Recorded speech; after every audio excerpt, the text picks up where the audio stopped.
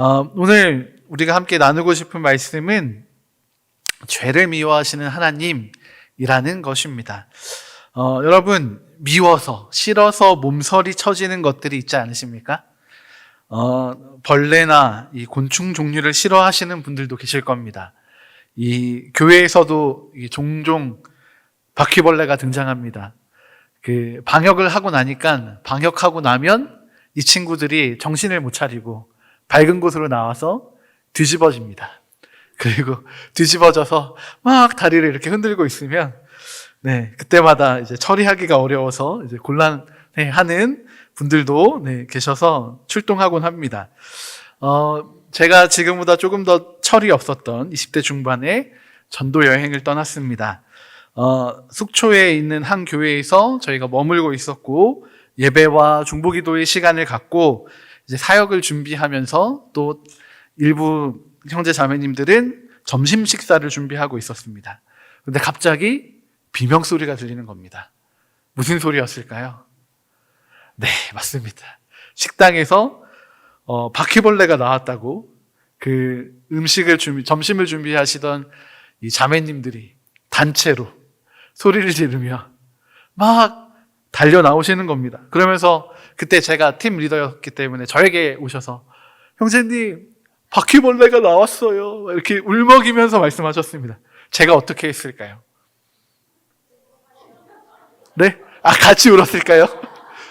그거 생각 못 했는데. 네. 조용히 휴지를 찾았습니다. 출동해야지가 아니라 조용히 휴지를 찾아가지고 그 식당에서 달려놓은 자매님에게, 자매님, 여기 있습니다. 최악의 선택을 했습니다. 바퀴벌레를 잡으려고 휴지를 달라는 말로 제가 생각을 했던 겁니다. 그런데 지금도 몇몇 분 표정을 보니까 이 바퀴벌레라는 얘기만 듣는 것도 이제 좀 그만 좀 하지. 좀 이렇게 싫어하시는 것들이 표가 납니다. 생각만으로도 몸서리 쳐지고 너무 싫은 것, 미울 수밖에 없는 것들이 우리에게는 있습니다. 그것과 함께 살아간다는 것, 정말 말도 안 되는 일입니다. 그리고 누군가가 그 죽은 벌레를 가지고 장난이라도 친다면 그렇게 하는 사람은 어떤 사람입니까? 나를 사랑하지 않는 사람.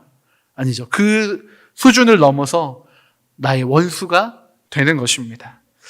오늘 말씀은 이렇게 몸서리 쳐져야 하는 것에 대해서 이야기해주고 있습니다. 바로 죄입니다. 오늘 읽은 창세기 6장 6절을 보면 죄에 대한 하나님의 마음을 확인할 수 있습니다. 6장 6절의 말씀입니다. 땅 위에 사람 지으셨음을 한탄하사 마음에 근심하시고 라고 적혀 있습니다. 여러분, 이 하나님의 마음이 좀 마음에 와 닿으십니까? 하나님이요, 깊은 한숨을 내쉬고 계신 겁니다. 어떨 때 우리가 한숨을 쉬게 됩니까? 행복할 때입니까? 아닙니다. 좋은 일 생겼을 때입니까? 아닙니다. 후회하거나 절망하게 될 때 우리가 한숨을 쉽니다. 하나님을 후회하게 만들고 절망하게 만드는 것은 하나님이 지으신 사람들 안에 죄가 가득한 것입니다. 그래서 주님의 마음에 근심이 가득하신 것입니다. 하나님께서는 죄를 미워하십니다. 가장 큰 이유는 하나님이 거룩하신 분이시기 때문입니다. 거룩한 하나님께서는 그의 백성들도 하나님과 같이 거룩하기를 원하십니다. 그런데 이 죄라는 것은 하나님의 백성들이 거룩함을 잃어버리게 만듭니다. 하나님이 아닌 다른 것들을 바라보게 하는 것이 죄입니다. 하나님 나라의 백성들이, 하나님의 사랑하는 자녀들이 하나님을 바라보지 못하게 되어버리는 것입니다. 우리를 창조하시고 우리를 위해 예비하시고 또 선하고 좋은 것들을 준비하신 그 하나님께서 얼마나 슬프시겠습니까? 하나님의 사랑하는 자녀들이 그 모든 복들을 누리지 못하고 그 은혜에서 탈락하게 되는 죄. 당연히 하나님께서는 이 죄를 미워하실 수밖에 없습니다. 네, 저희 집에 아기가 벌써 8개월이 지났습니다. 이 아이 정말 은혜 중에 잘 크고 있습니다. 그런데 때때로 이 아이가 우유를 좀 덜 먹을 때가 있습니다. 50ml 좀 덜 먹을 때가 있습니다. 잠을 잘 자다가도 못 자고 막 울면서 칭얼댈 때가 있습니다. 그리고 어떤 때는 우는 이유도 모르겠을 때가 있습니다. 그럴 때면 저의 마음도 근심하게 됩니다. 이 아이가 죄를 짓는 것도 아닌데 그냥 마땅히 해야 할 것들을 제대로 하지 못할 때에도 걱정이 앞섭니다. 우리의 아버지 되시는 하나님께서도 마찬가지이실 것입니다. 우리는 거룩한 하나님 나라의 백성이 하나님의 자녀가 되어야 합니다. 이것이 우리가 마땅히 해 나가야 할 것입니다. 그런데 이 일을 하지 못함으로도 하나님께서는 우리를 걱정하시고 근심하실 텐데 우리가 더 나아가서 죄를 짓고 있는 상태라면 하나님은 더 크게 낙심하시고 근심하실 것입니다. 우리가 하나님의 말씀보다 더 듣기를 좋아하고 보기 좋아하는 것이 존재합니다. 하나님의 사랑보다 우리가 더 마음에 두기 원하는 것이 있습니다. 우리가 하나님의 공급하심보다 거기에 만족하기보다 더 갖기를 소망하는 욕심이 있습니다. 이것들 때문에 하나님의 근심과 걱정이 늘어나는 것입니다. 하나님께서는 또 죄를 미워하시는 다른 하나의 이유가 또 있습니다. 우리가 하나님의 마음을 잘 모르고 거부하기 때문입니다. 하나님을 선택하고 바라보기보다는 우리의 눈에 더 좋고 우리가 더 갖고 싶어하고 또 먹고 싶어하는 것들, 우리의 판단이 좋은 것들을 선택합니다. 그래서 하나님께서 공급해 주시는 것들과 더 나아가서 하나님을 거부합니다. 네, 이야기한 김에 저희 아이 이야기 한 번 더 하겠습니다. 네, 저희 아이는 평소에 먹던 양이 다 차지 않아도 먹기 싫은 때가 오면 거부합니다. 정말 명확합니다. 이 거부 의사를 너무 명확해서 어떻게 할 수가 없습니다. 단 한 방울도 우유를 더 먹지 않습니다. 우유병이 억지로 먹이려고 입으로 들어오면 이 아이는 혀를 내밀어서 이 우유병을 밀어냅니다. 그러다가 실수로 이 우유가 입 안에 들어오면 푹 하면서 이 우유를 뱉어냅니다. 여러분, 이걸 어디서 배웠는지 모르겠습니다. 본능적인 건지도 모르겠습니다. 그런데 명확하게, 분명하게 거절합니다. 여러분, 죄를 짓는다는 것이 웃기지만 이렇게 하나님을 거절하는 겁니다. 하나님이 우리에게 말씀하실 때 막 귀를 막고 안 들려 이러는 것과 마찬가지인 것입니다. 여러분, 죄는 하나님을 거절하는 행위입니다. 예레미야 13장 9절과 10절에서 죄가 거절인 것에 대해서 설명을 해주고 있습니다. 여호와께서 이와 같이 말씀하시니라. 내가 유다의 교만과 예루살렘의 큰 교만을 이같이 썩게 하리라. 이 악한 백성이 내 말 듣기를 거절하고 그 마음에 완악한 대로 행하며 다른 신들을 따라 그를 섬기며 그에게 절하니 그들이 이 띠가 쓸 수 없음 같이 되리라 라고 말씀하고 계십니다. 예레미야는 그가 가지고 있던 띠가 썩어져 버렸습니다. 그 상태에서 하나님께서 이 말씀을 주신 것입니다. 유다의 교만과 예루살렘의 큰 교만이 있는데 이것이 무엇이냐면 이 악한 백성이 내 말 듣기를 거절한 것이다 라고 말씀하고 계십니다. 그리고 그들을 이 띠가 쓸 수 없게 된 것처럼 썩게 하시겠다 말씀하고 계십니다. 여러분, 하나님을 믿으면 또 말씀대로 살면 우리 안엔 불편한 것들이 생깁니다. 우리 안에 악한 것들이 있기 때문에 진리의 말씀이 그 빛이 우리 가운데 비추이게 되면 우리가 아침 햇살을 맞이할 때 너무 눈부셔서 눈을 가리게 되는 것처럼 거부의 마음이 듭니다. 그리고 조금 더 편안한 것들을 찾아갑니다. 하나님을 따라 살아가기를 결정하지 않고 나를 중심으로, 나를 기준 삼아 살아가고 싶어 합니다. 그렇게 살아가면 이 예레미야가 가지고 있던 띠가 썩어서 쓸 수 없게 되었던 것처럼 우리의 영혼도 상하고 썩어버리게 되는 것입니다. 여러분, 죄를 거부해야 합니다. 그런데 왜 하나님을 거부하고 계십니까? 그런데 이것보다 더 악한 것이 있습니다. 여러분 무엇인지 아십니까? 이렇게 하나님을 거절하는 상태에서도 정말 이율배반적으로 하나님이 주시는 은혜는 받고 싶어 합니다. 나에게 유리한 것들만 가지고 살아가고 싶어 하는 겁니다. 나는 내 마음대로 살기를 원하면서 하나님을 거절하면서 하나님의 은혜는 받고 싶어 하는 이율배반적인 삶이 우리의 모습인 겁니다. 마치 이 남녀 사이에서 어장관리를 하고 있는 못된 사람들처럼 보입니다. 여러분, 드라마에서 이런 사람 등장한다면 여러분 어떻게 하시겠습니까? 세상에 있는 욕 없는 욕 다 갖다가 붙이면서 욕하시지 않겠습니까? 여러분, 그런데 우리가 그렇게 하나님을 믿고 있습니다.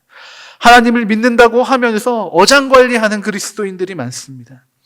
하나님께서는 하나님의 백성들에게 이런 어정쩡한 믿음의 태도를 만들어내는 바로 그 죄를 미워하실 수밖에 없는 것입니다.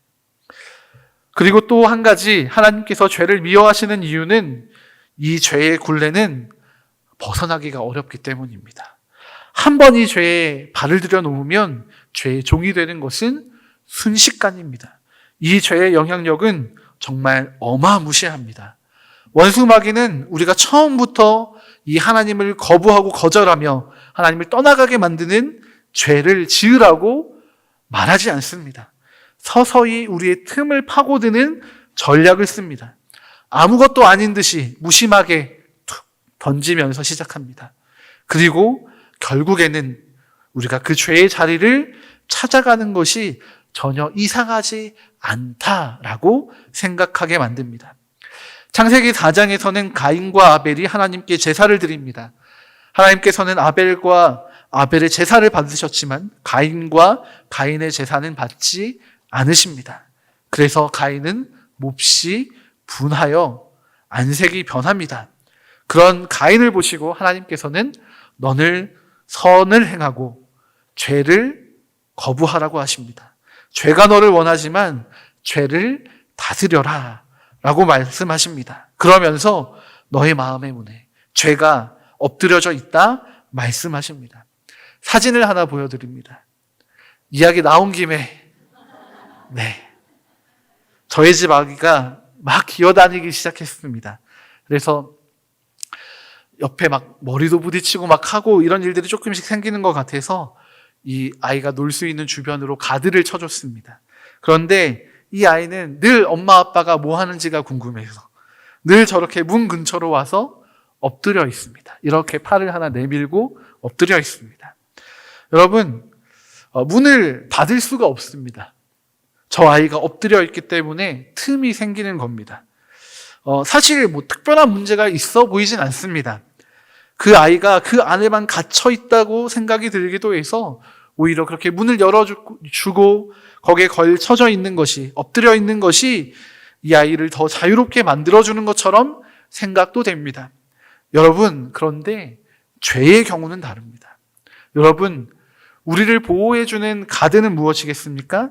진리입니다. 진리의 울타리가 우리에게는 쳐져 있어야 합니다. 아기가 기어다니다가 이곳 저곳에 부딪히거나 다치지 않도록 보호해주는 울타리처럼 진리는 우리의 삶과 우리의 영혼을 보호해주는 것입니다. 그런데 이따금씩 이 진리가 따분하고 갑갑한 것처럼 여겨져서 저렇게 문을 열어놓을 때가 있습니다. 그렇게 문을 열어놓게 되면 죄가 와서 엎드립니다. 그리고 이 문에 생긴 틈을 노려서 서서히 우리를 장악하기 시작합니다. 진리의 울타리가 제대로 작동하기 위해서는 문이 닫혀야 합니다. 문이 닫힌 것은 우리를 억압하는 것이 아닙니다. 요한복음 8장 32절은 이렇게 가르쳐 줍니다. 진리를 알지니 진리가 너희를 자유롭게 하리라. 여러분, 진리는 우리의 영혼에 참된 자유를 줄 수 있습니다.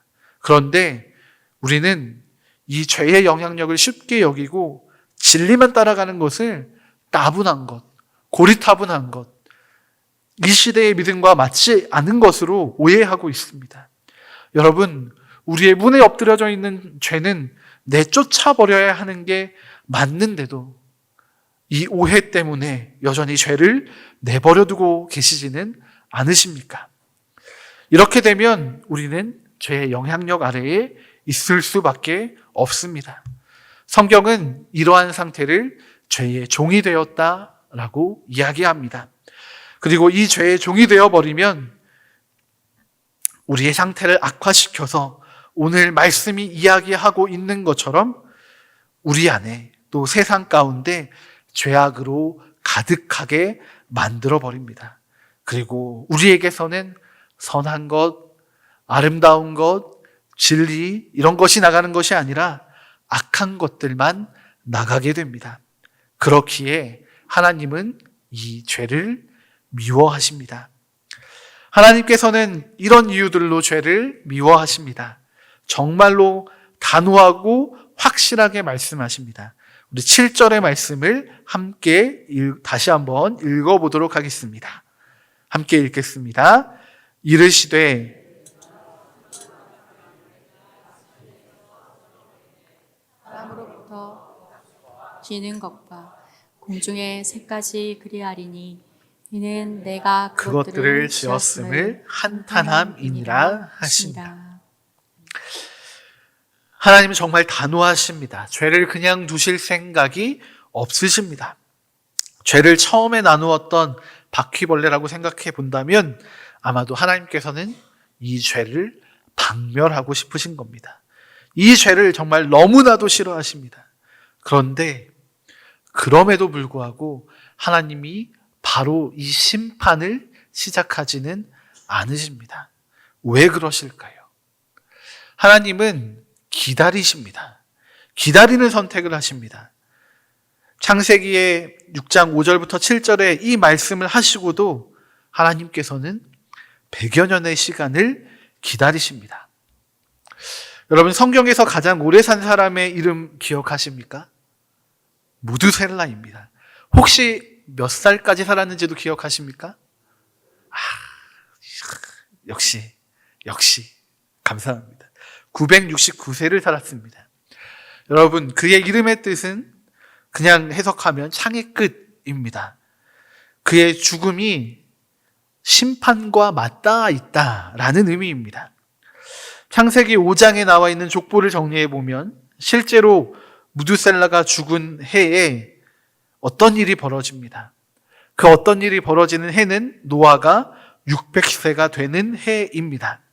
이 노아가 600세가 되는 해는 어떤 해인가 하면 바로 하나님이 말씀하신 이 심판이 일어나는 해입니다. 여러분, 하나님은 죄를 분명히 미워하십니다. 그리고 심판하시기로 결정하셨습니다. 그런데 그 심판이 있기까지는 100여 년이라는 시간이 있습니다. 죄를 미워하셔서 심판을 예고하십니다. 그런데 그 심판을 예고하시나 그 심판을 지연하십니다. 이유가 무엇이겠습니까? 하나님은 분명 죄를 미워하시는 분이시지만 용서하시는 하나님이시기도 합니다. 아담이 죄를 짓고 난 후에도 하나님께서는 그를 부르셨습니다. 그리고 그가 하나님 앞에 나와서 회개할 기회를 주셨습니다. 가인이 범죄했을 때에도 아우 아벨에 대해 물으시면서 회개의 기회를 주셨습니다.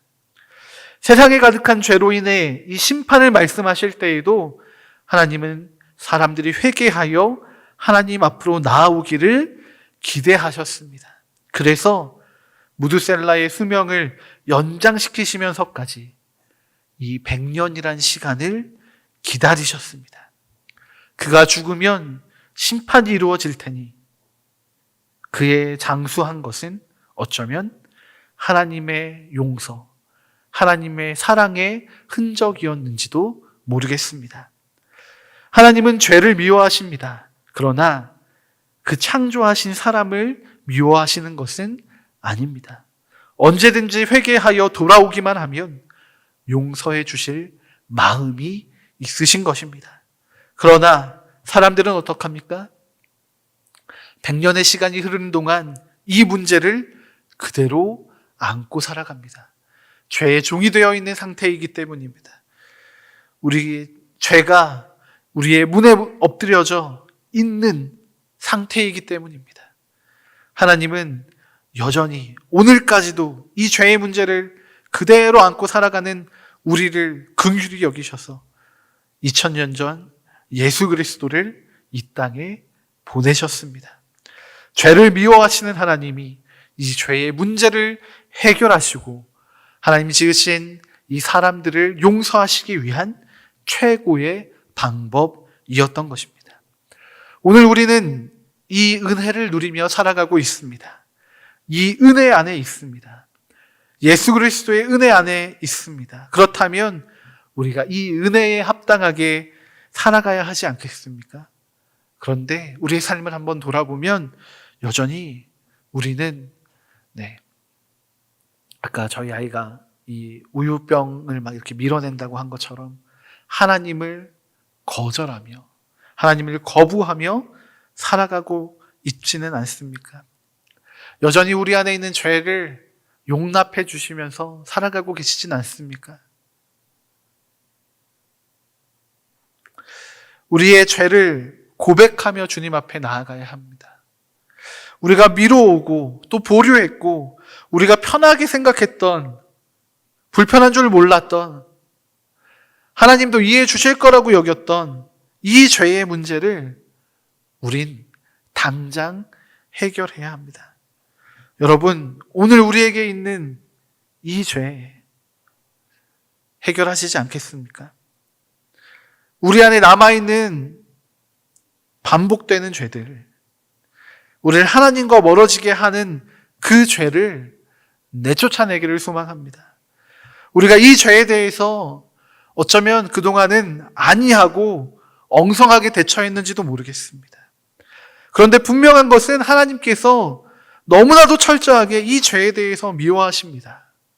진리의 울타리를 다시 한번 고치고 하나님의 마음처럼 죄를 미워하는 마음이 우리 가운데 회복되기를 기대하고 계신지도 모르겠습니다.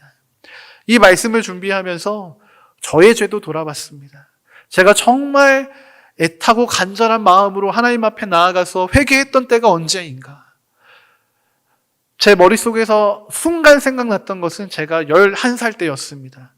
기도원에 가서 그때 회개했을 때인데 그 회개 기도 이후에 하나님 앞에 제가 결단했었습니다. 하나님, 제가 하나님의 길을 가겠습니다. 라고 결단을 하게 됐던 그때 했던 회개의 기도가 생각이 났습니다. 그 회개의 기도의 제목이 무엇이었느냐면 하나님, 저에겐 죄가 있습니다. 동생의 소세지를 빼앗아 먹었습니다. 라는 것이었습니다. 여러분, 말도 안 되는 기도 제목 같죠? 말도 안 되는 회개의 기도 제목 같죠? 여러분, 근데 하나님께서 이 기도에 응답해 주셨습니다. 이 기도를 들으시고 저희 죄를 용서해 주셨습니다.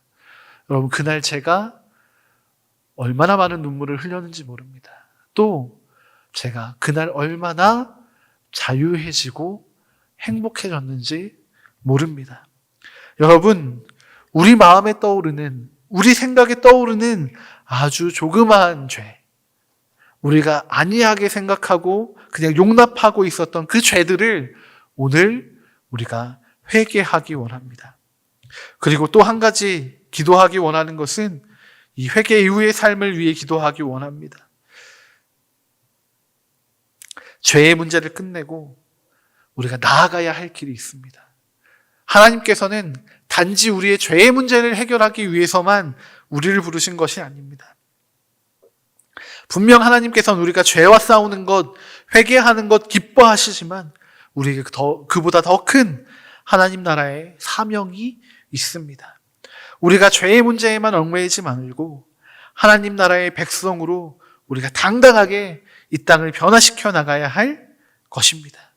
우리가 자꾸 죄의 문제로 돌아오지 않기로 우리가 결단하면 좋겠습니다.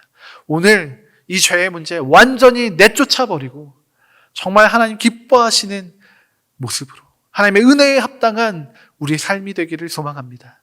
이 시간 우리가 함께 기도하기 원합니다. 여러분, 기도하실 때에 지금 나누어 드렸던 기도의 제목으로 기도하기 원합니다. 하나님, 저는 죄인입니다. 하나님, 내가 하나님을 거부하고 거절하며 나를 기뻐했던 죄가 있습니다. 내 마음에 하나님 떠나 있는 죄악들이 있습니다. 하나님, 내가 오늘 회개해야 할 그 죄, 내 마음의 문에 엎드러져 있는 내쫓아야 할 그 죄를 주님 말씀해 주시고 생각나게 해 주십시오. 내가 그 죄로부터 자유해지고 나의 그 마음의 문을 닫고 진리의 울타리를 굳게 잠궈서 내가 자유해지기 원합니다. 죄로부터 자유해지고 하나님의 진리 안에 새롭게 되기를 소망합니다. 이 시간 우리가 그렇게 주님 앞에 우리의 죄를 회개하며 우리의 죄를 내쫓으며 하나님 기뻐하시는 모습으로 하나님과 같이 죄를 미워하며 나아가기를 소망합니다. 함께 기도하시겠습니다.